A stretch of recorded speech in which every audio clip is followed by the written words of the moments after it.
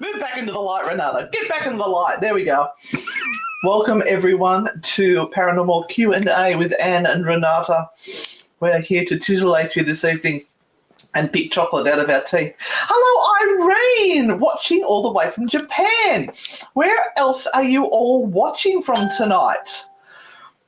Where in this big, wide world are you watching from? Or I think Kate is from Wales, if I remember correctly. Am I remembering correctly? And who else we got on there? Rigmore, you're from one of the Scandinavian countries. Which one was it? I can't remember. I'm bad. Should have my husband here so he can talk to you. He's been learning Norwegian. I don't know why. Georgetown. Hello, Erin. How are you? My husband's down at the pub at the moment, probably having a bevy or three with some of his workmates. One of them's left work. Wish it was him, but never mind. You were right. My outside voice, wasn't it? Mm-hmm. South Wales, Cannock Chase. Remembered. Yeah, I know Joanne's from Cannock Chase because we've been there. Murray Bridge, Melbourne, Massachusetts. Hello, Simus. How are you? Massachusetts. We're going to be in that area. Norway, Rigmore, Here we go. Norway. Oh, my gosh, that is so far away. My gosh. Oh, and I do believe we had a question early up there. What is pi to 0.5 decimal places? It is 3.14159, Shane.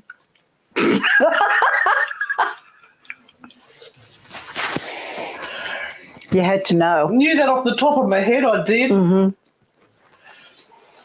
Oh, my God, Steve Chandler. We just had a look at your teaser. Oh, my God. Could you make it a bit more dramatic, Steve? It's not dramatic enough. Oh. You sure you got the right people? You know, we come on after that, don't you? Huh? You know, I think you've gone over the top. Mate. Hey, Dave, how you going? Hello, Captain Chaos. How are you? Paracult, straight out of Victoria, Australia. Look, if we get the crew on from... It's John and the crew, they changed their name. I can't remember what it is now. Steve, what's their name? The team's name. There's a misadventure there. Okay, well, we might put the misadventure up for Sunday evening. That's it. Hide and seek. Have you changed your name? Hide and seek, Paraquest, Paracult. Now you've confused me. Is that you guys? Because if it's you guys, do you want to see the teaser? Oh, dear. Oh, dear. It's very good. So... Sorry, I've just got to take this little note down from here that may or may not have a number written on it. No, we are a separate team. Oh, right, okay. I was going to say, okay. They've got me all confused now with the two different names. We are here tonight to answer your questions about the paranormal in amongst just chatting. So if you do have a burning question, We've got a cream for that. if you have a burning question about the paranormal, whatever it might be, now is your time to ask. Put it in the comments over there. Put it in the comments, and we will attempt to do our best to let you know what we think about that question. If you feel that you can share this with somebody, It's magic. if you would like to share this live now, that would be awesome. Thank you very much. We are heading to Victoria in June. We are going to the Kling Brothers event that is being hosted in Victoria with the Australian Paranormal Society. We're organising a little bit of a filming things down there as well, which we're very grateful for the opportunity to do that. So please check out the Australian Paranormal Society page for the Kling Brothers event. For those who are not sure who the Kling Brothers are, they ran a very successful TV show, the paranormal TV show called Ghost Lab. They were quite analytical with what they were doing and used common sense, which we really appreciate. But not only that, they are just wonderful human beings. So please check out the event. We will be there on the Friday night for the talk, and I believe we're there on the Saturday night for one of the investigations. And we are driving down in The Tesla. Her name is Rosie because she is rose-coloured and she is a Y. So she is Rose Y or Rosie. See? Oh. Yeah. What was the other name? I liked it better. No. Do you remember what the name was? Bernice. It was something horrible like that. It was horrible. You're not calling my sexy red Tesla Bernice. Bernice. It's great. Oh. Why don't we ask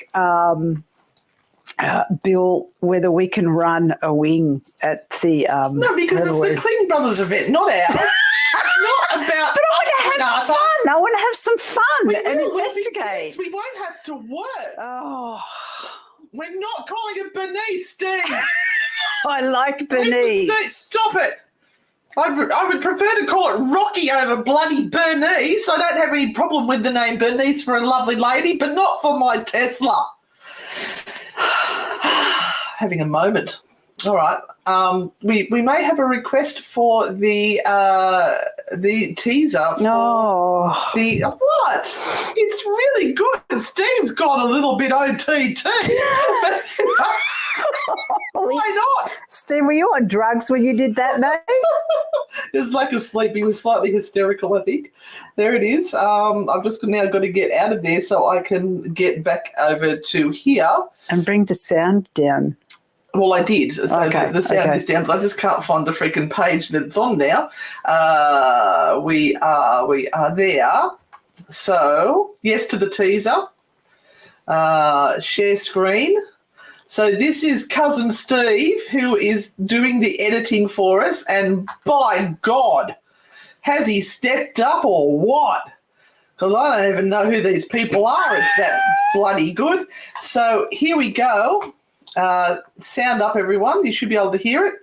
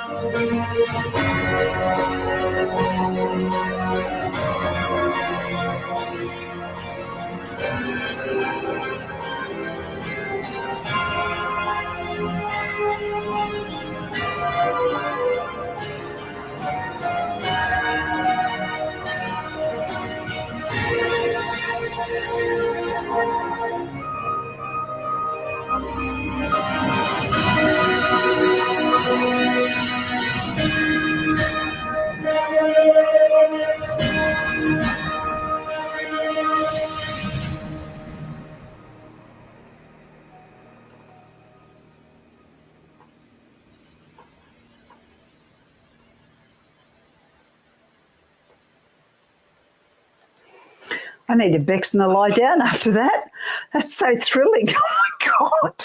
Did you just snort? I did. Oh. Right, so there you go. We're finally getting some of our shit up on YouTube. Instead of all lives, you're getting some of the dark side coming because Cousin Steve is freaking awesome. So, yeah, tell him how good he is, please, because he is. He's amazing. Right. Questions, Question people. time. Do we have questions? Dee Dee, welcome. Tonight is about asking your paranormal questions, if you have any. Otherwise, it's going to be a very short live, and we will endeavour to do our best to answer them. I don't mind that idea. Calling the Tesla Christine. The girl next door to me used to be called Christine. Then we've got some questions there. I'm just going back through now and finding them. Joe, you're going to come see us? Woohoo! Well, tell the Kling brothers you're coming to see them because it could be awkward. No, make sure you wear our T-shirts and stuff. Yeah, that would be really funny, wouldn't it? Everyone turning up in our T-shirts. Oh, please. But remember how we felt when some people did that on our tours? Yeah, but the Kling brothers don't have T-shirts. This is true, and we're not being disrespectful to the Kling brothers. No. Spirit animals, what are they? Does everyone have one? How do you know which spirit animal is yours, and what is their purpose? Very good questions, Dave. They are filling a niche, Dave. And spirit animals often are associated with very old cultures. So you have our Indigenous Australians that have spirit animals, and they often have areas of land that sort of one animal is associated with and is sort of the guardian and the custodian of that area. You have the Indigenous tribes all around the world that sort of really do believe in spirit animals and the associated strengths and weaknesses of those animals. So the idea is that you garner strength and learn the wisdom that each of the animals possesses, and you can associate yourself with one when you particularly need to get the wisdom or the knowledge from that particular animal. Yeah. It's also it's something that Native American Indian thing, isn't it? it's something that we have kind of adopted and Culturally appropriated. Culturally appropriated. It's very much something that it belongs to really Indigenous cultures. Okay, got a few questions here. I'm just popping back up there. Ellie, there are ghosts of people and animals. Why aren't there ghosts of dinosaurs? That's a very good question. Because I don't know. There's this I'm thing. trying to think about logically. Is there? I mean, could there be ghosts of dinosaurs and we're just not looking for them? Maybe. Or is it there is no emotional connection to a dinosaur, whereas our animals and our loved ones we've got emotional connections to? I think over time too, energy and consciousness dissipates, and again, you're looking at the intellectual standing of the person or creature that you're talking about. The more we talk about something, the more we bring it back into existence. We breathe life into it. I don't think a T-Rex could reach a REM pod. Stop. So I think because dinosaurs lived so many thousands of years ago, that energy is now done. It's gone. Hi, Kate. Hi, Kate. Everyone check out Cade and his podcast, Believe. He has cryptids and UFOs, spooky stories, all sorts of things. So, Yeah, does lots of interviews with really lovely people. you just missed our epic trailer for our new Dark Side episode. Right, what do we got here? Serious question. Do you think CERN Large Hadron Collider opened a portal to hell? Re all these crazy people and stabbings in Sydney 5 in the last 4 days. I don't think that's got anything to do with the Hadron Collider. I don't think that's opened a portal to hell, but I would be looking at what has happened on social media that has popped the boil. Well, we were all going to go to hell anyway because it was the end of days. Yeah. Yeah, so we were all going to either go to nirvana or hell, depending on what we believe in, because we had an eclipse.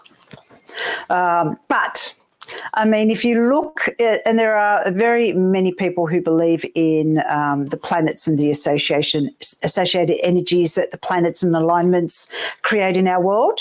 And so, you know, and just because there is one stabbing, which is an absolute horrible and terrible one, and poor misfortune to all of those poor people that were involved in that and the family of the perpetrator as well. You know, our thoughts go out to all of those people. This person was very, very mentally unwell. He was really mentally unwell, and there was a great deal of difficulty trying to keep him grounded. He left the state where he was getting medication and being looked after. They don't know whether he was being looked after or saw any doctors while he was in New South Wales. And obviously there was some sort of psychosis that was going on there. I mean, it doesn't mean that you negate everything that's happened, but it's just a horrible and terrible thing. This young kid that went after the priest. I don't know much about that one. That's another horrible thing that occurred. But no, none of this has got anything to do other than with living people who have problems, issues, and stir shit and bring people into trauma. And I'm really Don't blame the dead for any of this. I am really glad that Australia has the gun laws it has, because it could be much worse. So, I mean, it's horrible that it's happened at all, but, yeah. That's actually sort of based on a movie. There's a thing where they've got some sort of, where they're drilling or doing something and they opened a portal to hell accidentally. Anyway, important question. How do we get Cousin Steve to Salem? Well, I've got a suggestion, Renata. Yes. I won't do that. No, I won't. No, I put $2,000 into our account to make sure we had enough money in there to cover us while we're in the UK. I would like to leave that there to pay for Steve's airfares. Steve, did you hear that? You're coming, Steve. Now we've just got to get you some accommodation. So Cousin Steve, he can sleep on the bus. Yeah, no, he can't. We can't get him to that part. We can't get him to the Salem part of it. We can't afford that. This is the pre-Salem. Oh, right. Okay. Have you heard of a pocket watch winding itself? Now, there is a bit here. My late father always wound his watch religiously. I have his watch on my bedside table. Late one afternoon, I found it wound and in time. That's fabulous. That's fabulous. Wow. Thank you, Violent Vet. Oh, and thank you so much for the well. super sticker. That is going towards getting Cousin Steve a bed. At the No, not the YW, he needs the YMCA. YMCA. Oh, thank you so much. We really appreciate that. That's crazy. Now, I'll put my logical head on for the moment. There are some pocket watches that will wind up with movement. So if it's been carried around or moved, it could be that it's got enough momentum to get it going again. But how it was in time, that would have to be a fluke. There's a lot of flukes and possibilities there. I would take it as a sign. Absolutely. That's wow. Right. Just getting rid of that one. Seamus, Patricia. Given Renata's reaction to water, do you think water affects psychic folk more than others because of water's effect on the spiritual realm? Maybe. Not everyone, but absolutely for some people. Yeah. Don't know. Water can be a very healing thing. Water holds memory as well. They say that some spirits can't cross water. Water is also supposed to be a conduit. There's all sorts of things to do with water and the supernatural world. Probably it's recognised Renata as an evil demon and is just striking her down. Absolutely. So she's got problems coming out of her head. Tree Druid, here's my question. Can deceased family come back and say goodbye before they move on to their lights, move on to the next chapter in their existence? There's a special name for that. What's it called? The visitations. Crisis one? No, it's not crisis apparition. Yeah, it could be crisis apparition. But there are lots and lots of stories of deceased relatives coming back just after passing to say goodbye, as if they want you to know what has happened to them, and so that they will come and visit. And that's kind of, it's one of those things that you can't put into a category and say, because they talk about this thing of, well, we're also connected and we're getting these psychic vibes. And so that's how we're getting all of this telepathic information and everything coming through. But, there's no way that you can know someone has passed and see their apparition. It's got to be coming from the other. It's projected. Other it's person. Not you projecting it. Yeah. Because you don't know. Because you don't know. So that's a crisis sort of apparition. I think they're just saying, can the spirits, when they do pass, go and do the rounds and say goodbye to everyone? Is that what it was? And many do. We hear of that. We do hear of that all the time, that they come and they say goodbye. And that gives people a lot of peace as well. Thank you so much, Joanne. You are just so generous. Thank you so much. Going towards getting Cousin Steve a bed and some meals while we're away. I love how Seamus has said Steve can stay with my wife and I. What about us? Can we come stay too? Yeah. Don't worry about Steve. We can top and tail. We'll get us all in one bed. That'd be fun. I think Cousin Steve's gone because there's no reaction to him knowing that I've just said he's going to the USA. Just don't tell his boss. I'm going to get in trouble. What do you think of Carillion photography? Well, it's better than that. There's two sorts. It's better than that shit stuff you pay for at the woo-woo places where they do all the call it Carillion.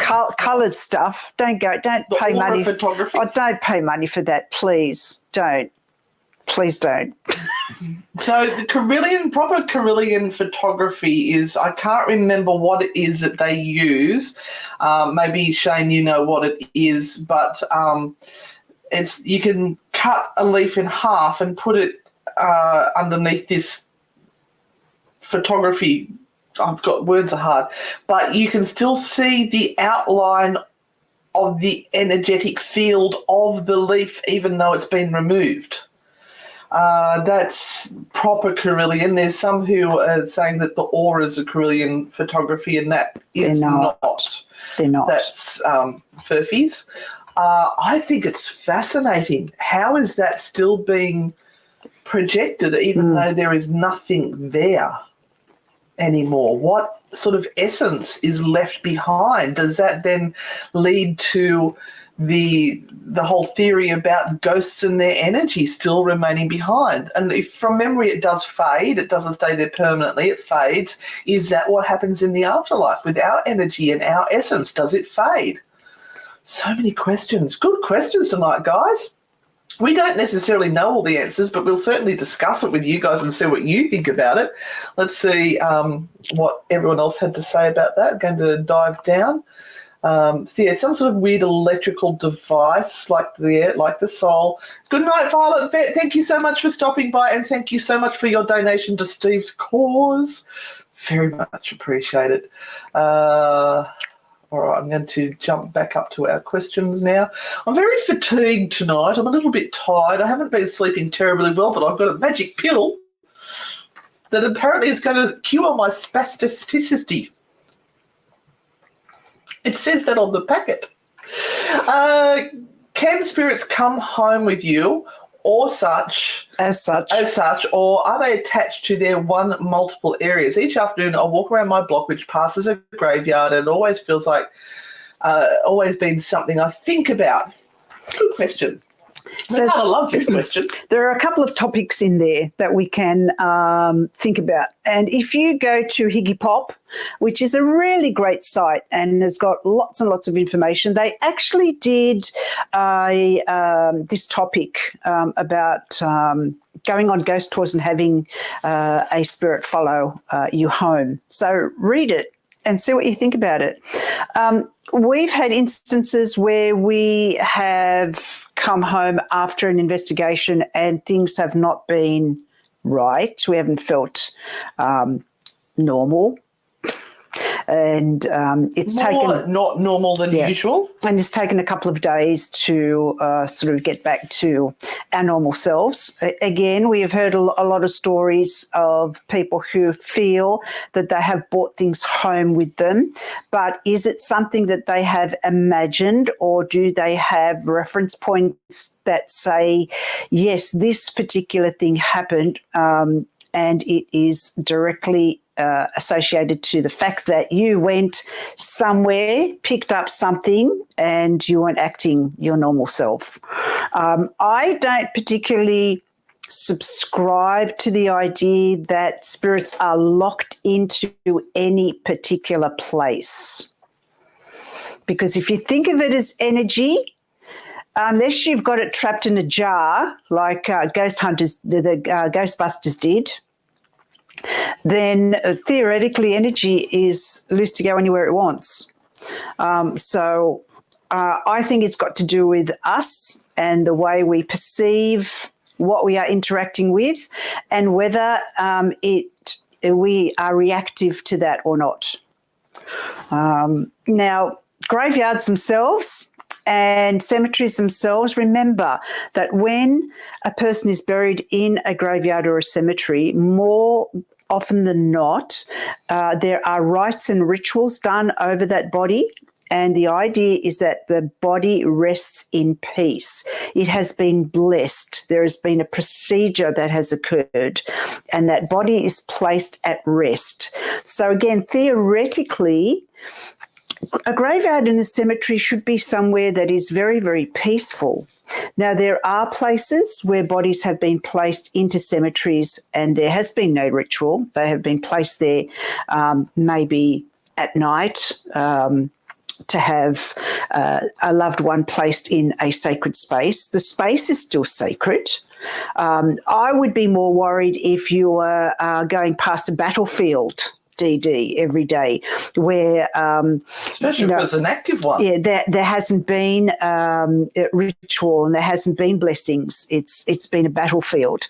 But graveyards and cemeteries are often the least places where you would consider that there would be, something that sort of follows you.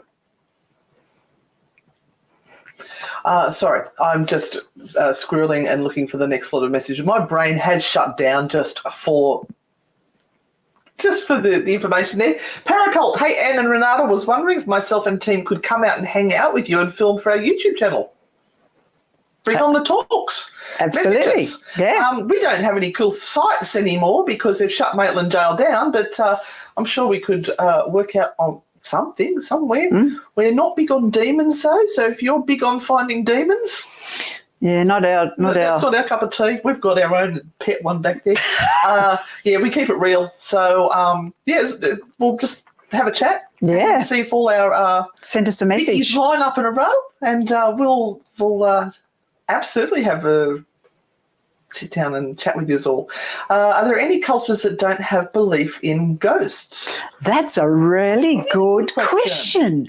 I'm not sure that there is. Maybe someone that's watching at the moment might know of one. It's one that we're going to have a look at. Yeah, I'm making a note on that. But I think every culture in the world has had some fascination or connection to life beyond. Yeah. Oopsies. But that's a really, really good question. No one has asked that before. When loved ones pass, do they look out for you like a guardian angel? I reckon if you need it, then you call on them and ask them to help out. I'm sure they would come or send someone to help. I think they're with you for as long as you need them, unless they've got an important appointment at the hairdresser's or something and they have to go. But no, seriously, I do. I think that I don't think it's right that they stay with you forever, because I think you do need to start sort of walking in your own 2 feet and stop saying, oh, what would you do? Can you give me a sign on what I should do? You need to start making decisions yourself. This is also something that has come across from older cultures that believe that our ancestors are part of our life and they stand behind us. So if you think about all the people that have come before you and are now past, there are many cultures who believe that those ancestors are always behind us, moving us forward. And that's why in our lifetimes we should be doing things to honour our ancestors, because they're watching us, they are with us, and they are helping us. Again, it is very much part of your belief system and what you have been taught and what you believe. There are many cultures that don't believe in guardian angels at all. And it is a name that has been given for whatever you believe spirit is, and spirit that wants to be around you, or that you are asking that particular spirit to be there to help and assist you.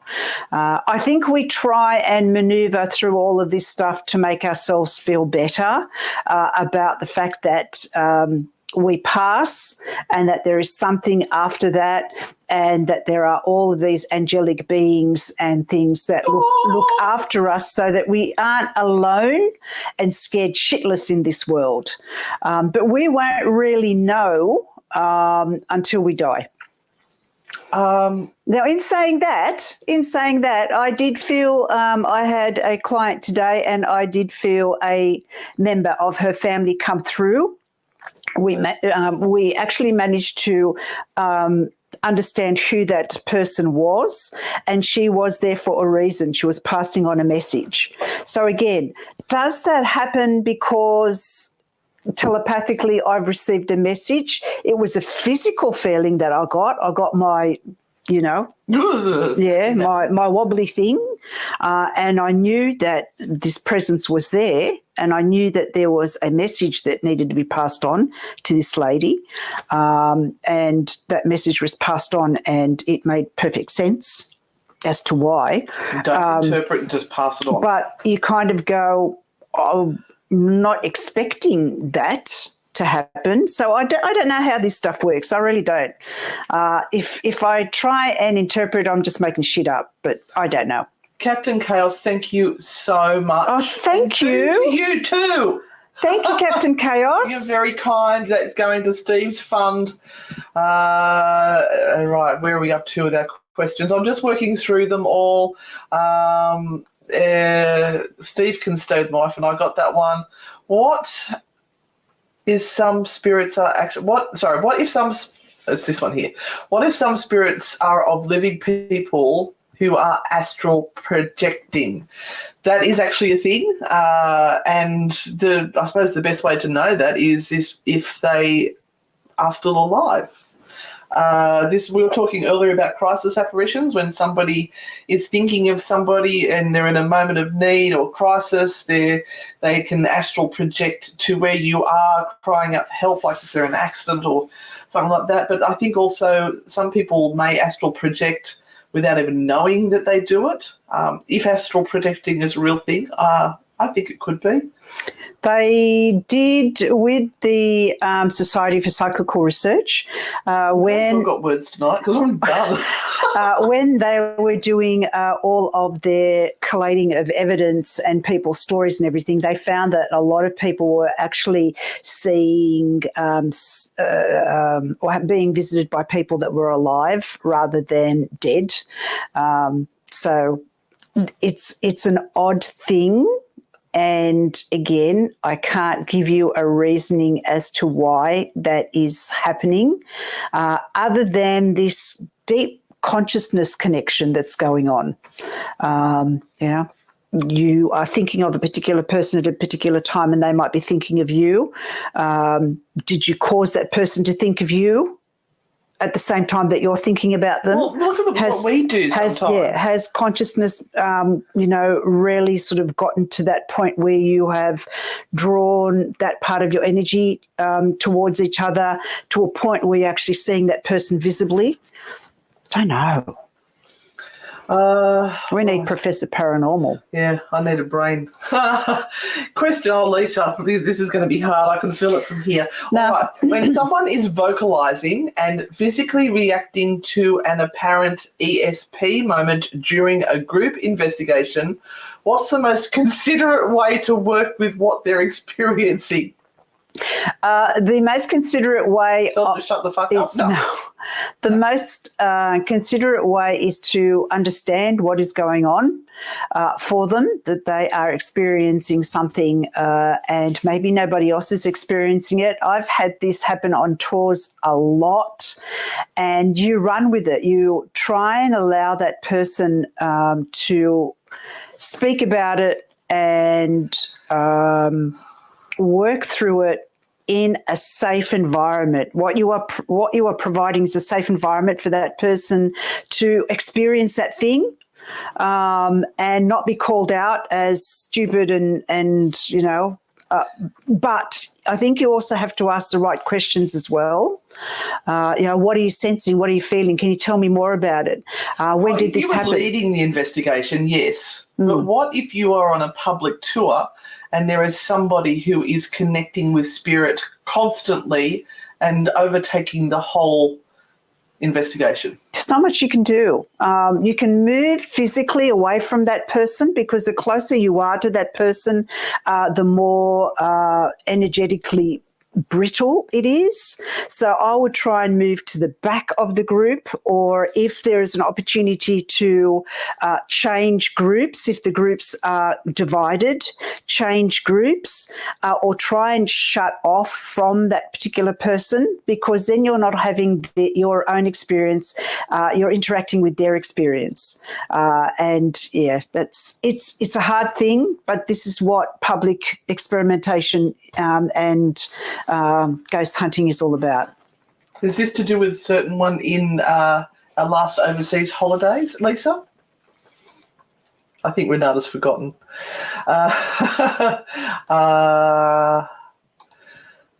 Sometimes I see people in my dreams and a couple of days later find out they have died. Again, that could be crisis apparition, or it could be them coming around to say goodbye. My mother used to dream of a coffin on the piano, and that's how we knew someone was going to die.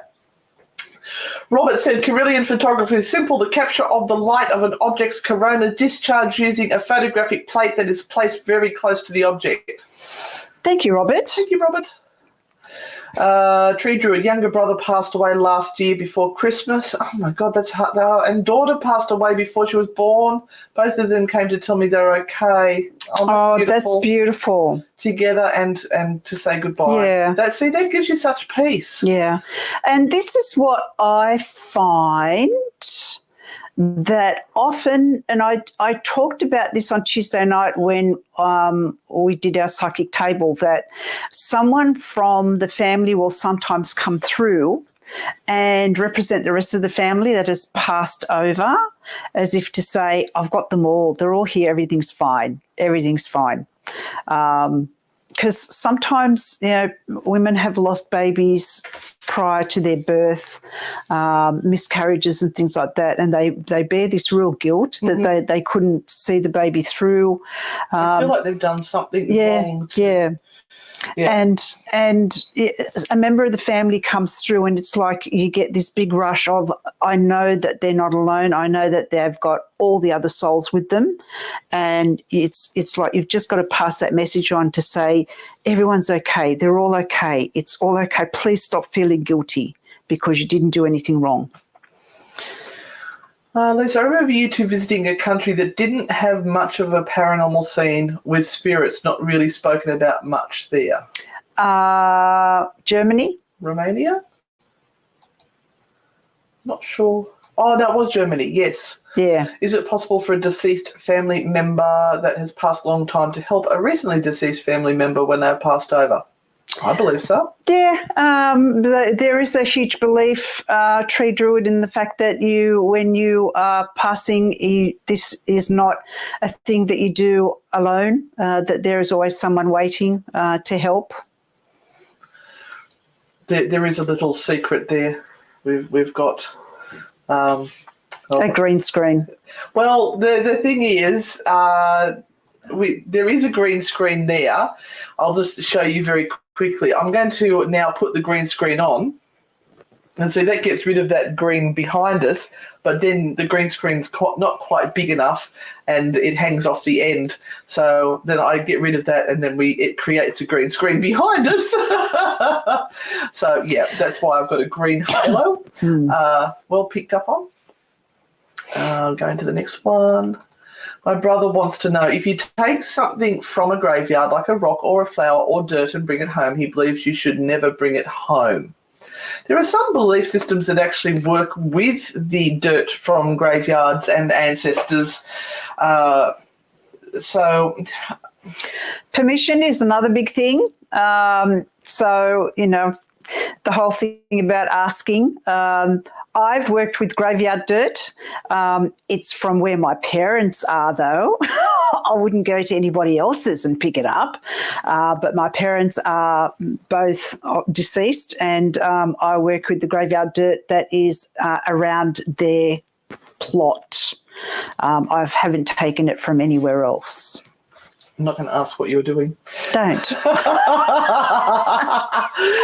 Do you think ghosts have social lives with other spirits that come into their area? Well, it's funny you should say that, because Renata, when we're doing seance and things, Renata's quite often going, hang on, they've just gone to get them. They're off doing something. They're at the knitting club. They're having a drink at the pub. They're too busy. And it's sort of, I don't know whether that's actually just showing some of the character of the person, some of their evidential stuff of who they were as a person, rather than they actually got a social life. But that's how it's seen in your head, and that's how you sort of interpret it. Yeah. Who knows? Who knows? Such good questions. Pretty sure my dear departed brother likes to try me from time to time. Oh, I'm sure they give you the... I'm sure. They'd have a lot of fun. Is there a local pub near where you ladies live that is haunted? Several, I think. Several, yeah. Absolutely. There are quite a few. We haven't been to all of them. We haven't been to many of them, actually. Newcastle is a difficult place. It is really, really hard. We've been to a few in Stockton that are quite active. There's some out at Cessnock, because we did the one with Isaac. Yeah, not going there again. Have you heard this before? Civic Theatre has a ghost that warned about the earthquake before it happened and apparently predicted what would be spared from destruction and also haunts the stage. Over to Renata. Now, Renata used to run tours at the Civic Theatre and actually got some, the people that attended got some amazing photographs. I have been there when the lights have done bizarre things.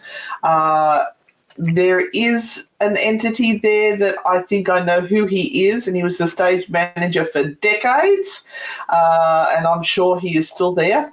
There's quite a few at the Civic. Civic is an absolutely adorable, fantastic place, and again, it is one of those places that I had the great delight of bringing tours into until we couldn't anymore, because it didn't fit the what do you call it? What they were trying to portray, their image. That's right. Didn't fit the image anymore, so we couldn't. But yes, Daisy, we know about these spirits very much so. Loved it. Loved being there. Loved feeling those energies. I actually had one night where I had my tour group looking at the stage, and I was standing in front of them talking about some of the things that happened at the theatre, and then all of a sudden I saw the spirit in exactly the spot where they talk about seeing him move and walk across, and I stopped mid-speech, my hand went up and I went, "Did you see that?" And of course they didn't, because they were facing the stage.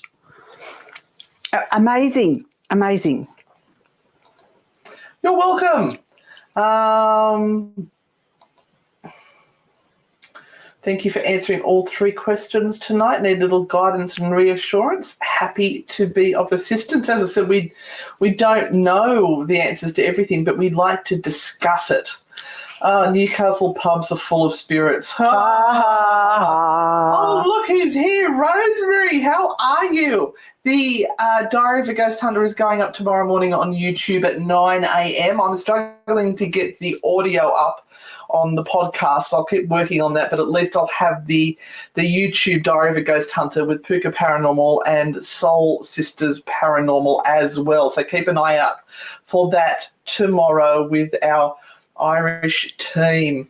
Nita said, "Thanks, ladies. I've had a couple of experiences where I thought that couldn't have ended badly and I survived. Like when I was little, my parents didn't take the fence of our house down, and that night a car hit our house.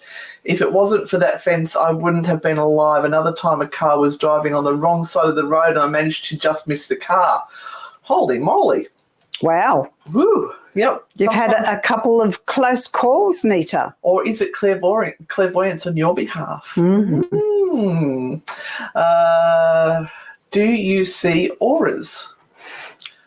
Only when I've got vertigo. Oh, is this my husband? Hello, husband. Get your gear off, woman. I'm home. Oh, he's been down the pub. Good luck, Ed. Yeah. Yeah, it's going to be a fun night. I don't see auras. Never had the ability really to do that. It's not something that I really want to do. I don't want to do everything. It's not kind of whatever I do is enough for me. But some people have a real talent for seeing auras. But not really. I thought I could see them, but I wasn't sure if I really was. Like, I couldn't see colours, but I could see an extension of the energy field around people.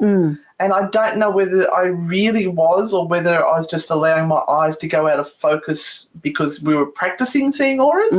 Yeah. But then I remember one time where I was actually at... You've got a green aura right now, Anne. I know, right?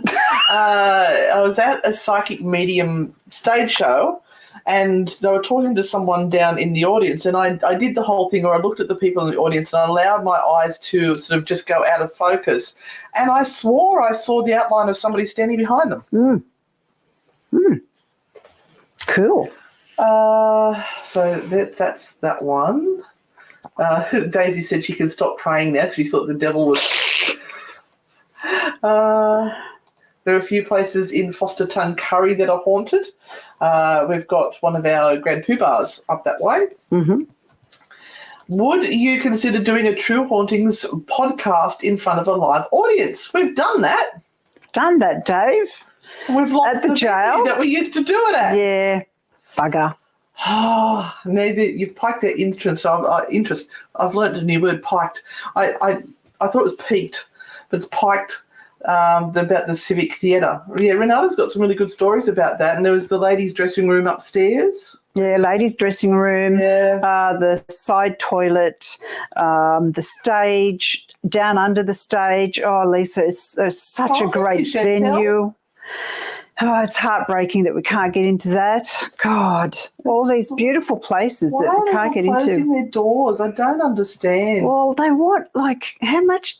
Over $1,000, $2,000 to go in. I'm sure they'd let us if we gave them $2,000. Oh, I can't do that. I've been almost hit by vehicles in New Zealand. We were on a corner and a car headed towards us. We could only run so a telegraph pole was protecting us. Wow.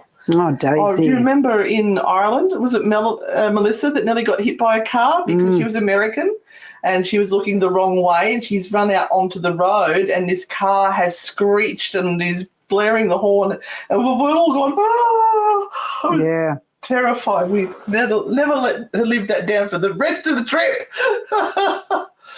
Wow. Another one was a car crashing. Bye, Chantel. Yeah. You too, Erin. All right. Do we got any more? I think that's it for the moment. I am really fatigued, guys.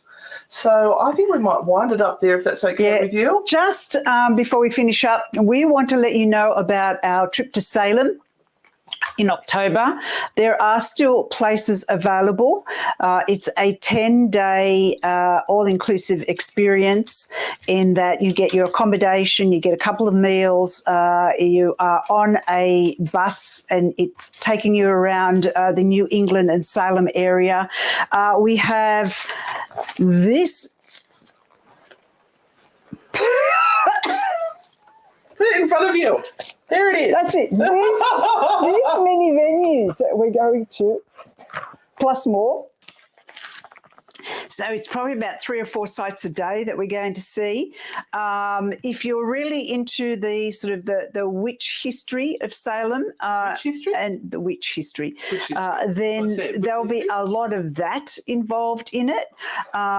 So if you want some more information, Anne's going to put the link up there. Mysterious Adventures, Salem, New England, Halloween, super Halloween experience. Please, please, please book your tickets no matter where you are living. So you can come and join us and travel with us for 10 days. We will send you absolutely nuts. It's a hoot. We have so much fun. And you will. Lisa's just come back from the Mysterious Adventures trip with us. Yeah, and you will love it. Oh, hi, Melissa. How are you? Hello. Hello. So we're just wrapping up. Keep getting buffering. Anyway, that's us for tonight. So if you want to search Mysterious Adventures Salem, New England Halloween trip with the Fright of the Good duo, you'll find out all about it. There is a 3-day weekend as well.